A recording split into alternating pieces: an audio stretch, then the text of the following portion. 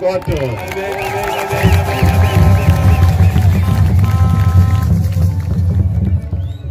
Em primeiro lugar, chekutanga gostaríamos de manifestar o nosso agradecimento tinoda kutenda nemufaro mukuru em nome de Sua Excelência Filipe Jacinto Nyusi, Presidente da República de Moçambique, zita ra mambo wedu Filipe Jacinto Nyusi, mutungamiriri wenyika ino yeMoçambique, a Igreja Jekenchen, musangano reEdward Apostle Jekenchen, pelo honroso convite que nos foi formulado ngekuda kwekutikoka kwenyu kimakaita para juntos participarmos nesta conferência kuti tige tiri tese pamutambo uno nacional anual uri mutambo wegore negore dedicada à celebração dos 90 anos da fundação da Igreja Jekenchen. uri munamato wekupemberera kuamba keteshe Jekenchen.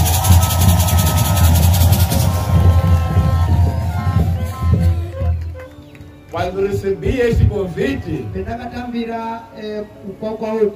eu tenho que vos confessar qual foi a minha reação. Quando me trouxeram o convite, abriram o papel. Eu li. Será que estou a ler bem? Voltei a ler bem. E que era isso mesmo, era o convite da Igreja Jekenchen. Eu disse, ei, a Igreja Jekenchen é a igreja dos meus amigos, tem que ir a correr, tem que estar lá com eles.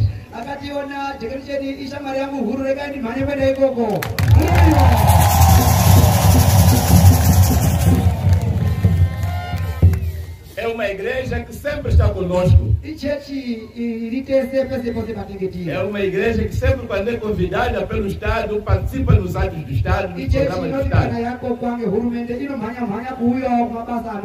Então, se desta vez nós já estamos a ser convidados, o governo, então o governo também tem que participar. Para dizer que a igreja Jekenchen é uma igreja que coopera, colabora muito bem com o Estado.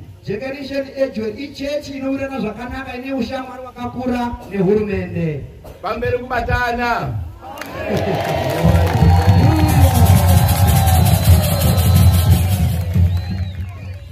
Em nome de Sua Excelência Filipe Jacinto Nyusi,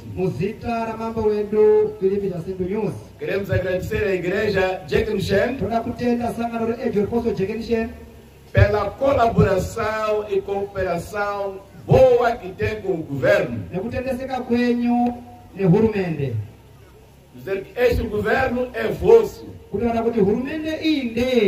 Este presidente, que é o presidente Filipe Jacinto Nyusi, é nosso, é vosso, é de todos nós.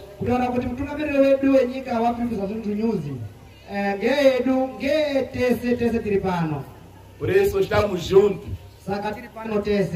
Queremos agradecer à igreja pela sua contribuição, para a paz em Moçambique, pelas orações que a igreja faz pela paz em Moçambique, pela contribuição que a igreja dá para que haja harmonia na sociedade, pela contribuição que a igreja dá para a moralização da sociedade.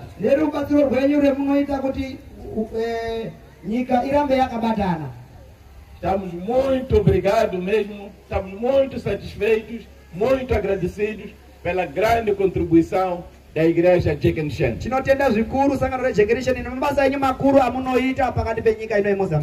Registramos aqui 3 preocupações que foram apresentadas pelo nosso pastor.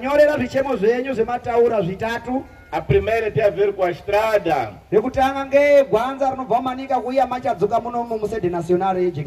que não está em boas condições para o acesso à sede nacional do Jekenchen.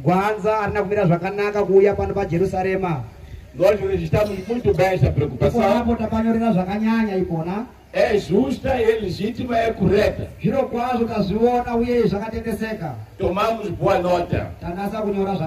Vamos tomar em consideração.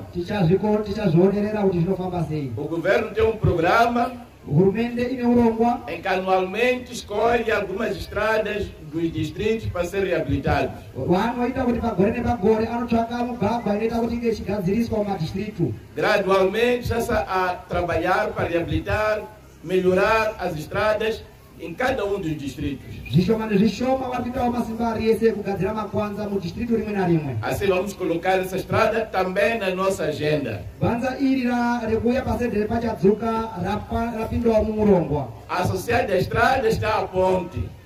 Kunze kwegwanza makumbira bridge. Também registramos essa preocupação sobre a ponte, é uma questão legítima. Gwanza panyaya yegwanza nebridge tazviona kuti zvine kodzero yekuti zvinge zvichigadziriswa.